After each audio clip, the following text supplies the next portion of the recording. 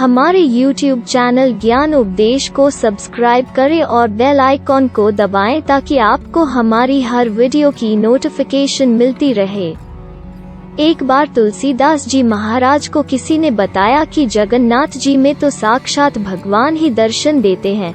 बस फिर क्या था, सुनकर तुलसीदास जी महाराज तो बहुत ही प्रसन्न हुए और अपने इष्ट देव का दर्शन करने श्री जगन्नाथपुरी को चल दिए।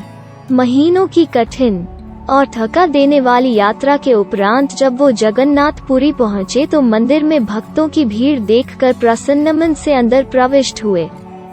जगन्नाथ जी का दर्शन करते ही उन्हें बड़ा धक्का सा लगा। वो निराश हो गए और विचार किया कि यह हस्तपाद विहीन देव हमारे जगत में सबसे सुंदर नेत्रों को सुख देने वाले मेरे इष्ट श्री राम नहीं हो सकते। इस प्रकार दुखी मन से बाहर निकलकर दूर एक वृक्ष के तले बैठ गए। सोचा कि इतनी दूर आना व्यर्थ हुआ। क्या गोलाकार नेत्रों वाला हस्तपाद विहीन दारुदेव मेरा राम हो सकता है? कदापि नहीं। रात्रि हो गई। थके मंदे भूखे प्यासे तुलसी का अंग टूट रहा था। अचानक एक आहट हुई। वे ध्यान से सुनने लगे। अरे बाबा, तुलसीदास कौन है? एक बालक हाथों में थाली लिए पुकार रहा था। आपने सोचा साथ आए लोगों में से शायद किसी ने पुजारियों को बता दिया होगा कि तुलसीदास जी भी दर्शन करने को आए हैं, इसलिए उन्होंने प्रसाद भेज दिया होगा। तुलसीदास उठते हुए बोले, हाँ भाई, मैं ही हूँ तुलसीदास। बालक ने कहा, अरे आप यहाँ हैं, मैं बड़ी देर से आपको खोज रहा हूँ।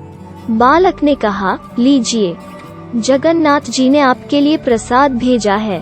तुलसीदास बोले, भैया कृपा करके इसे वापस ले जाएं। बालक ने कहा, आश्चर्य की बात है, जगन्नाथ का भात जगत पसारे हाथ, और वो भी स्वयं महाप्रभु ने भेजा और आप अस्वीकार कर रहे हैं। क्या कारण है? तुलसीदास बोले, अरे भाई, मैं बिना अपने इष्ट को भोग लगाए कुछ ग्रहण नहीं करता। फिर यह जगन्नाथ का झूठा प्रसाद जिसे मैं अपने इष्ट को समर्पित न कर सकूं, यह मेरे किस काम का? बालक ने मुस्कुराते हुए कहा, अरे बाबा, आपके इष्ट ने ही तो भेजा है। तुलसीदास बोले, यह हस्तपाद विहीन दारुमूर्ति मेरा इष्ट नहीं हो सकता।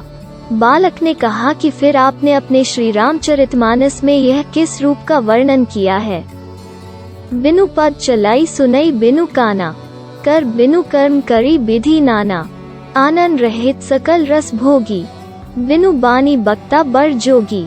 इन पंक्तियों का भावार्थ है कि वो ब्रह्म बिना ही पैर के चलता है, बिना ही कान के सुनता है, बिना ही हाथ के नाना प्रकार के काम करता है, बिना मुंह जिह्वा के ही सारे छहों रसों का आनंद लेता है और बिना वाणी के बहुत योग्य वक्ता है। अब तुलसीदास की भाव भंगिमा देखने लायक थी। नेत्रों में अश्रु बिंदु, मुख से शब्द नहीं निकल रहे थे। थाल रखकर बालक यह कहकर अदृश्य हो गया कि मैं ही तुम्हारा राम हूँ। मेरे मंदिर के चारों द्वारों पर हनुमान का पहरा है। विभीषण नित्य मेरे दर्शन को आता है। कल प्रातः तुम भी आकर दर्शन कर लेना। तुलसीदास जी की स्थिति ऐसी कि रोमावली रोमांचित थी। नेत्रों से अस्त्र अविरल बह रहे थे और शरीर की कोई सुध ही नहीं। उन्होंने बड़े ही प्रेम से प्रसाद ग्रहण किया। प्रातः मंदिर में जब तुलसीदास जी महाराज दर्शन करने के लिए गए तब उन्हें जगन्नाथ, बलभद्र और सुभद्रा के स्थान पर श्री राम, लक्ष्मण एवं जानकी के भव्य दर्शन हुए। भगवान ने भक्त की इच्छा पूरी की। जिस स्थान पर तुलसीदास जी ने रात्रि व्यतीत की थी वो स्थान तुलसी चौरा नाम से विख्यात हुआ। वहाँ पर तुलसीदास जी की पीठ बड़छता मठ के रूप में प्रतिष्ठित है। जय श्री जगन्नाथ। अगर ये वीडियो आपको अच्छी लगी तो इस वीडियो को शेयर करें और हमारे YouTube चैनल ज्ञान उपदेश को सब्सक्राइब करें।